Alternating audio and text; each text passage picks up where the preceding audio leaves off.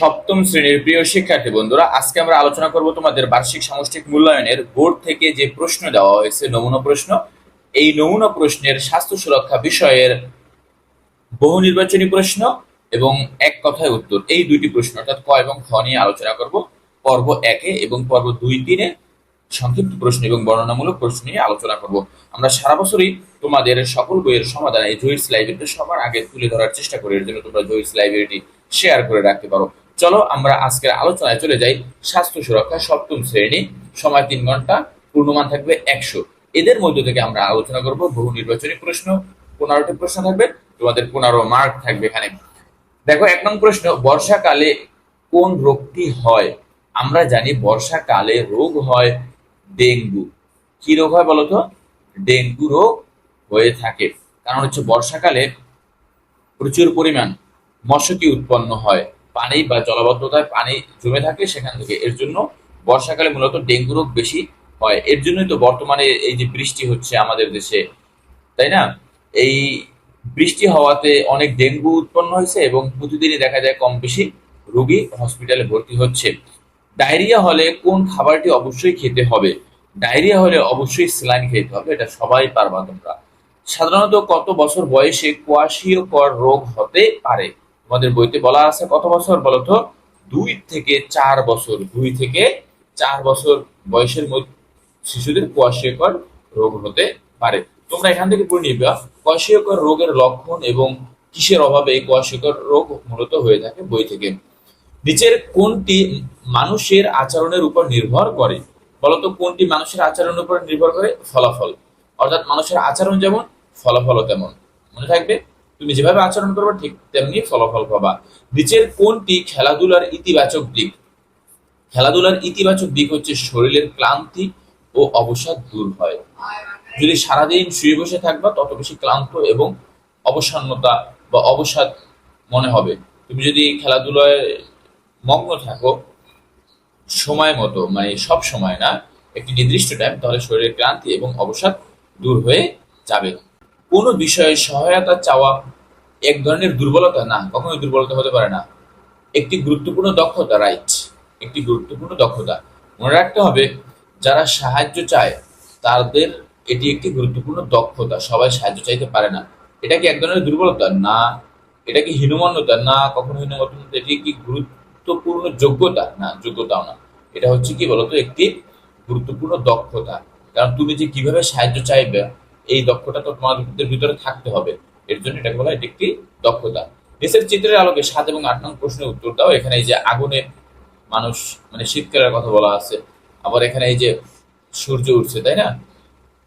এবার হচ্ছে ফল হচ্ছে, এই প্রাকৃতিক দুইটি অবস্থার কথা বলা রয়েছে। সূর্য উঠছে মানে কি? এখানে বলতো আলো দিচ্ছে, গ্রীষ্মকাল, আর এটা হতে পারে শীতকাল।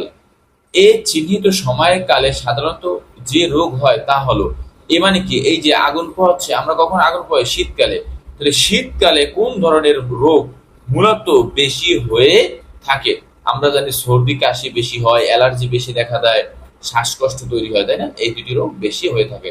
তার মানে 1 আর 2 আছে কোথায়? কতে। আমাদের উত্তর হচ্ছে কি ক। ম্যালেরিয়া, এটা তো মশকের কামড়ে, তাই না? এটা হচ্ছে বর্ষাকাল মূলত, কারণ বর্ষাকালে মশা বেশি হয়ে থাকে। মশা না, মশকি মূলত। বিচিহ্নিত সময়কালে কোনটি ঘটে? বিচিহ্নিত মানে সূর্যের তাপ প্রখর, দেখছো এখানে সূর্যের তাপ প্রখর। আচ্ছা, তাহলে বিচিহ্নিত সময়ে কোন রোগটা ঘটে থাকে? আমরা জানি হিট স্ট্রোকের সম্ভাবনা থাকে। গরমের প্রচুর তাপ থাকলে মানুষের হিট স্ট্রোক হওয়ার সম্ভাবনা থাকে। এবার দেখো, নিচের কোনটি পারস্পরিক সম্পর্ক সংক্রান্ত বিষয়?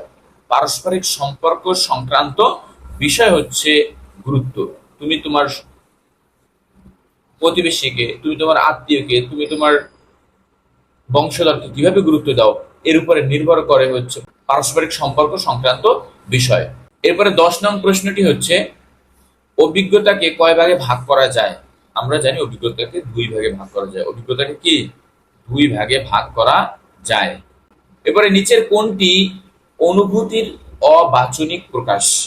মানে মুখ দিয়ে প্রকাশ না করে কিভাবে তুমি তোমার অনুভূতি প্রকাশ করতে পারো?